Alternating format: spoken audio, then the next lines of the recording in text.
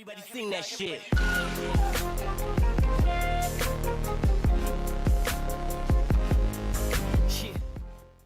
Fairways are heaven for Rory McIlroy and the big hitters at the US Open. Rory McIlroy looked as happy as a sandboy, and no wonder.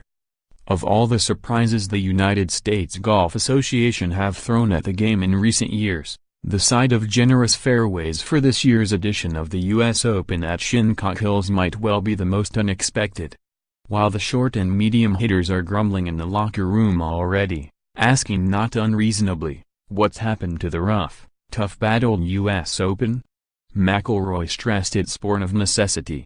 Imagine if you had this wind, narrow fairways, and ferocious rough? He told Sportsmail, during 9 holes of practice on Monday. Actually, we don't need to imagine. It happened the last time the US Open was in these parts, in the infamous farce of 2004.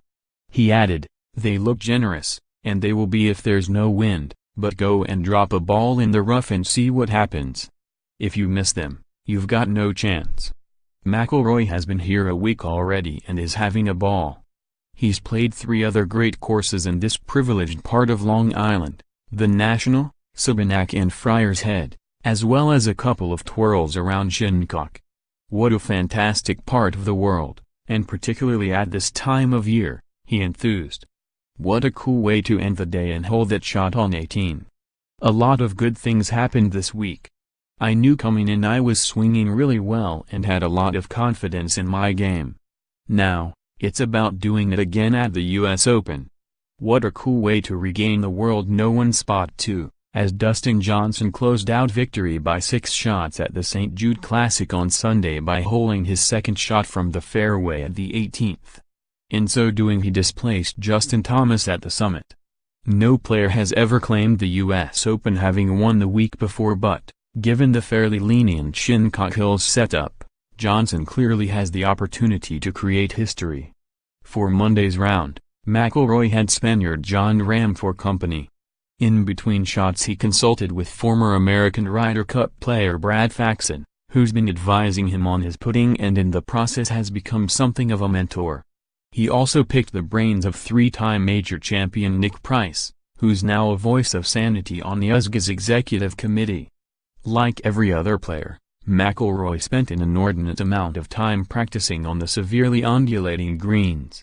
In the process, it was easy to see how the USGA got them so fast last time they became unfair. This was only Monday, but from a position above the 18th green, McIlroy still knocked his first putt from 20 feet almost as far past the hole. Nick was saying they will only get about a foot faster than this, he explained, referring to the added distance the ball would travel if the green had been cut to tournament speed. From the clubhouse nearby that sits majestically on a hill overlooking the course, it was a real thrill to look out on a venue with the feel of a traditional links on the other side of the Atlantic. This US Open might just prove a classic. War on Dawdlers gathers pace thanks to everyone who emailed regarding last week's column on slow play. There's no question this is the most pressing issue to vex the mind of the average golfer, the single most off-putting thing about the modern game. So, have we seen a real breakthrough at last? What happened over 4 days at the Shot Clock Masters in Austria was positively eye-opening. A low-key European Tour event that normally receives next to no coverage deservedly drew widespread praise all around the world, with no one Dustin Johnson leading the resounding applause. Just look at the startling figures. Thanks to the players being timed on every shot, rounds were reduced by more than 30 minutes over the previous year. In round 4, the field was taking less than 3.5 hours to play 18 holes. The golf was better too, because the pros didn't have time to dawdle and second-guess themselves. The scoring average of 72.24 was more than a full shot better than previous editions at the venue in question, Diamond Country Club. The next test, of course, is to make it work at an event where all the top players, who are used to getting their own way, are competing. But you sense the European Tour's CEO Keith Pelley has got the bit between his teeth on this one.